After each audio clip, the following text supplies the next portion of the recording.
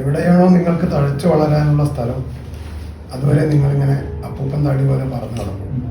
പിന്നെ അപ്പൂപ്പൻ താടി അങ്ങനെ തന്നെയാണ്, പറന്ന് നടന്നിട്ട് അതിലൊരു വിത്ത് കണ്ടില്ല, ആ വിത്ത് താഴോട്ട് വിടും. പിന്നെ അത് അവിടെ വളരും. പിന്നെ അതിന് പറക്കലില്ല, പറക്കൽ നിൽക്കും. അതുപോലെയാണ് നമ്മുടെ യാത്ര, ആധ്യാത്മിക യാത്ര എന്ന് പറയുന്നത്. എവിടെയാണോ നമ്മൾക്ക് നമ്മുടെ ഭൂമി, ആ ഭൂമിയിലാണ് നമ്മൾ എത്തിപ്പെടുക. അവിടെ നിങ്ങൾ തഴച്ചു വളരും. അതാണ് ആധ്യാത്മികതയുടെ രഹസ്യം ശരിക്കും. അതുകൊണ്ടാണ് ആളുകൾ അന്വേഷണം നിർത്താത്തത്. എപ്പോഴും അന്വേഷണം എന്ന് പറയുന്നത് യഥാർത്ഥത്തിൽ ഉത്തരങ്ങൾ തേടിയുള്ള യാത്രയാണ്. അന്വേഷണമില്ലെങ്കിൽ യാത്ര ഇല്ല. അങ്ങനെ യാത്രയുടെ ആവശ്യമില്ലല്ലോ പിന്നെ. അപ്പോൾ അന്വേഷണങ്ങൾ നടന്നുകൊണ്ടേയിരിക്കും. മനുഷ്യൻ ഇപ്പോഴും അന്വേഷിച്ചുകൊണ്ടിരിക്കുകയാണ്. ശാസ്ത്രജ്ഞന്മാരും അന്വേഷിച്ചിരിക്കുക. നമ്മളിത് സംസാരിക്കുമ്പോൾ ആളുകൾ വലിയ ദൂരദർശിനി വെച്ചിട്ട് നോക്കിക്കൊണ്ടിരിക്കുകയാണ്. ISR ഒരു ഗ്രഹം കണ്ടുപിടിച്ച് അടുത്ത ഗ്രഹത്തിൽ അങ്ങനെ അങ്ങനെ കണ്ടുപിടിച്ചുകൊണ്ടേയിരിക്കുകയാണ്. നിതാന്തമായ ജാഗ്രതയാണ്, രാവും പകലും ഇല്ലാത്ത യാത്ര. അതാണ് അന്വേഷണം എന്നത്. അന്വേഷണം ഒടുവിൽ നിൽക്കുന്നത് അവസാനം ആധ്യാത്മികതയിലായിരിക്കും. ഇത് ഭൗതികവാദിയിലും ഏത് വാദിയിലും അവസാനം നിൽക്കുന്നത് ആധ്യാത്മികതയിൽ അവസാനിപ്പിക്കും. അതാണ് വിശ്വാസം എന്ന് പറയുന്നത്. പിന്നെ 2 തരത്തിലുണ്ട് വിശ്വാസം. ഞാൻ ഇന്നിപ്പോൾ ഒരു വാചകം പറഞ്ഞിട്ടുണ്ട്. വിശ്വാസം എന്ന് പറയുന്നത്, ഇപ്പം മതത്തിലുള്ള വിശ്വാസം എന്ന് പറയുന്നത്, നിങ്ങൾക്ക് നിങ്ങളെ കഴിവില്ലാത്തത് കൊണ്ട് നിങ്ങൾക്ക് മതത്തിനെ പറ്റിപ്പിടിക്കാം. നിങ്ങളുടെ ഉള്ളിൽ നിങ്ങൾക്ക് കഴിവില്ലാത്തത് കൊണ്ട് ഈശ്വരനെ പറ്റിപ്പിടിക്കാം. നിങ്ങൾക്ക് കഴിവില്ലാത്തത് കൊണ്ട് ഒരു ഗുരുവിനെ തട്ടിപ്പിടിക്കാം. അങ്ങനെയാണ് ചില ആളുകൾക്ക്. നിങ്ങളുടെ ഉള്ളിൽ എല്ലാം ഉണ്ടെങ്കിൽ പിന്നെ ഒന്നിൻ്റെ ആവശ്യമില്ല. പുറത്തു പോയി നിങ്ങൾക്ക് ആനന്ദത്തെ കണ്ടെത്താൻ കഴിയില്ല. ഉള്ളിലാണ് ആനന്ദമുള്ളത്. ആനന്ദം നമ്മൾ എല്ലാവരും ചെറിയൊരു കഥ പറയാറുണ്ട്. നിങ്ങൾക്ക് പറയുന്ന കഥ തന്നെയാണ് ഈ നമ്മുടെ മാനിൻ്റെ കഥ, കസ്തൂരിമാനിൻ്റെ കഥ. നിങ്ങൾ കേട്ടില്ലേ? കസ്തൂരിമാൻ്റെ കഥ കേട്ടില്ലേ? അതാണ് മനുഷ്യൻ. സ്വന്തം ആനന്ദം സ്വന്തം ഹൃദയത്തിലാണെന്ന് തിരിച്ചറിയാതെ അലഞ്ഞു തിരിഞ്ഞ് നടന്ന് അവസാനം എത്തിപ്പെടുന്നത് നമ്മളിലേക്ക് തന്നെയാണ്. തത്വമസി അലച്ചിൽ നിൽക്കുന്ന സമയം, അല്ലെങ്കിൽ ഗുരുവിൻ്റെ അടുത്ത്, യഥാർത്ഥ ഗുരുവിൻ്റെ അടുത്ത്. ഗുരുക്കന്മാർ ഒരുപാടുണ്ട്. നിങ്ങൾ കാണുന്ന ഒന്നും ഗുരു ആയിരിക്കണം എന്നില്ല.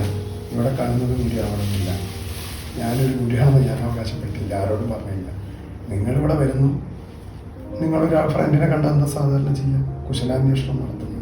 അതുപോലെ മാത്രമേ ഞാൻ ഒരു ഡെസ്റ്റിനേഷനാണെന്ന് ഞാൻ പറയുന്നില്ല. അങ്ങനെ ഡെസ്റ്റിനേഷൻ ആവാനുള്ള കഴിവില്ല. അപ്പുറത്തും ഗുരുക്കന്മാരുണ്ട്. ഗുരു എന്ന് പറയുന്നത് പരമ്പരയാണ്. പൊട്ടാത്ത കണ്ണികളുടെ പാരമ്പര്യം നിലനിർത്തുന്നവനാണ് ഗുരു. ജഡമാകുന്ന ശരീരത്തിൻ്റെ നിസ്സാരതയെ നല്ലപോലെ മനസ്സിലാക്കി അഹംഭാവം വിട്ടവനും ആത്മപ്രഭാവം കൂടിയവനുമായിരിക്കണം യഥാർത്ഥ ഗുരു. ആ ഗുരുവിനേക്കാൾ മീതയായി ദേവനുമില്ല. ദേവൻ തന്നെ ഗുരു, ഗുരു തന്നെ ദേവൻ. ഗുരുവിൻ്റെ ഡെഫിനിഷൻ പഠിച്ചിട്ടുണ്ടാവും. അത് പുസ്തകത്തിൽ വായിച്ചറിഞ്ഞു. എന്നാൽ യഥാർത്ഥ ഗുരു അതുപോലും അല്ല.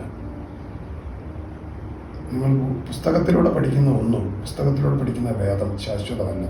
പുസ്തകത്തിലൂടെയുള്ള അറിവ് ശാശ്വതമല്ല. അത് വിജ്ഞാനം മാത്രമാണ്. വേദം എന്ന് പറയുന്നത് അറിവല്ല. നിങ്ങൾ പഠിപ്പിച്ച അറിവ് എന്നാണ്. എന്തറിവാണ് നിങ്ങൾ അറിഞ്ഞത്? നിങ്ങളൊക്കെ വേദം പഠിച്ച ആളുകൾ. ഞാൻ ചോദിക്കും, നിങ്ങൾ എന്താണ് അറിഞ്ഞത് വേദം പഠിച്ചിട്ട്? വേദം അറിവാണല്ലോ യഥാർത്ഥത്തിൽ. അങ്ങനെയല്ല നിങ്ങളെ പഠിപ്പിച്ചത്. എന്തറിവാണ് നിങ്ങൾ അറിഞ്ഞത് ഭൂമിയിൽ? എന്നിട്ട് എന്തുകൊണ്ട് നിങ്ങൾക്ക് ആ അറിവ് ഒരു ഗുരുവിൽ, ഒരു യഥാർത്ഥ ഗുരുവാണെന്ന് തിരിച്ചറിയാൻ പറ്റുന്നില്ല? നിങ്ങൾ അറിവാണെങ്കിൽ, നിങ്ങൾ സത്യമാണെങ്കിൽ, സത്യം ധർമ്മമാണ്, ധർമ്മം സത്യമാണ് എങ്കിൽ ഞാൻ ചോദിക്കുന്നു, വേദം പഠിച്ചിട്ട് നിങ്ങൾ എന്തറിവാണ് നേടിയത്? നിങ്ങൾ ABCD പഠിച്ചിട്ടില്ലേ? എന്തറിവാണ് നേടിയത്? എത്ര അക്ഷരങ്ങളുണ്ടെന്ന് പഠിച്ചു, അത് ബൈഹാർട്ട് ചൊല്ലി. നിങ്ങൾ പദ്യം പഠിച്ചിട്ടില്ലേ? സ്കൂളിൽ പദ്യം ബൈഹാർട്ടാക്കി. അതുകൊണ്ട് നിങ്ങൾക്ക് എന്തറിവാണ് ലഭിച്ചത്? അതാണ് ചോദിച്ചത്. അപ്പം ബന്ധൂര കാഞ്ചന കൂട്ടിലാണെങ്കിലും ബന്ധനം തന്നെ ഭാര്യൻ ആവോ വിശപ്പില്ല കാച്ചിയ ഭാര്യ തൂവള്ളിക്കിണ്ണത്തിൽ തന്നെ നല്ല പഴങ്ങളും ആവോളം ഭക്ഷിച്ചു വല്ലതും മുൻമറ്റിൽ സംസാരിക്കും. ഭീതിയാലാകെ ഇവകൾ സ്വാഗതക്കൊഞ്ചലോട് ആദിത്യം പങ്കിടാൻ ആരംഭിക്കും. ഭീതിയുള്ള ആകാശം ചുറ്റുമേ ജീവികൾ ഭീതി കൊണ്ട് അന്യോന്യം നോക്കിയുണ്ട്. ബന്ധൂര കാഞ്ചന കൂട്ടിനാണെങ്കിലും ബന്ധനം ബന്ധനമില്ല. ഇത് പഠിച്ചിട്ടുണ്ട്. ഇതുകൊണ്ട് എനിക്ക് എന്താ കഴിയുന്നത്? ഇത് പഠിച്ചുകൊണ്ട് ഞാൻ തത്തയെ കൂട്ടിലിട്ട് വളർത്തും. ഒരു തത്തയെ ഞാൻ കൂട്ടിലിട്ട് വളർത്തുന്നു. ഞാനൊരു നായയെ കെട്ടിയിട്ട് വളർത്തുന്നു. ഞാൻ ഇവരെ വെള്ളയും വസ്ത്രം ഇട്ടിട്ട് ഇരുത്തുന്നു. പക്ഷെ ബന്ധൂര കാഞ്ചന കൂട്ടിലാണെങ്കിലും ബന്ധനം തന്നമായിരുന്നു ഞാൻ പറഞ്ഞു. ഇതാണ് വേദം. ഇതാണ് വേദം. നിങ്ങൾ പറയുക മാത്രമാണ് ചെയ്യുന്നത്. വേദത്തിൻ്റെ ഉൾക്കാമ്പ് എന്ന് പറയുന്നത് അതേയല്ല. അവർ ദർശിച്ചതാണ്. ആ ദർശനം പലപ്പോഴും നിങ്ങൾ 20 ആളുകളോട് ഒരേ കഥ പറയുമ്പോൾ നിങ്ങൾ പഠിച്ചിട്ടുണ്ടാവും. നിങ്ങൾക്ക് വേണേൽ ക്ലാസ് എടുക്കാൻ. 20 ആളോട് ഒരേ കഥ പറയും നിങ്ങൾ. ഒരു കറുത്ത കോഴി വെളുത്ത മുട്ടയിട്ടു. ആ വെളുത്ത മുട്ട വിരിയിച്ച് ഒരു കറുത്ത കോഴി ഉണ്ടായി. അതിൽ നിന്ന് പറഞ്ഞിട്ട് 20 ആളോട് പറഞ്ഞു നോക്കും. നിങ്ങൾ ചിലപ്പോൾ ക്ലാസ് എടുത്തിട്ടുണ്ടാവും. അത് അവസാനം 21ാമത്തെ ആളെടുത്തേക്ക് തെറ്റും. അതാണ് വേദം. അങ്ങനെ യുഗാന്തരങ്ങളായി വേദം തെറ്റിച്ചുകൊണ്ടേയിരിക്കുന്നു. യഥാർത്ഥ വേദം എന്ന് പറയുന്നത് അതല്ല. അത് സത്യമാണ്, ശാസ്ത്രമാണ്, ശാസ്ത്രീയമാണ്, എല്ലാമാണ്. പക്ഷെ അതിൻ്റെ ഉൾക്കാൻ പറയണമെങ്കിൽ ട്രാൻസ്ഫർമേഷൻ നടന്നൊരു ഗുരുവിനെ കഴിയും. ട്രാൻസ്ഫർമേഷൻ ഇല്ലാത്തൊരു വ്യക്തിക്ക് ഒരിക്കലും വേദം പഠിച്ചിട്ട് കാര്യമില്ല.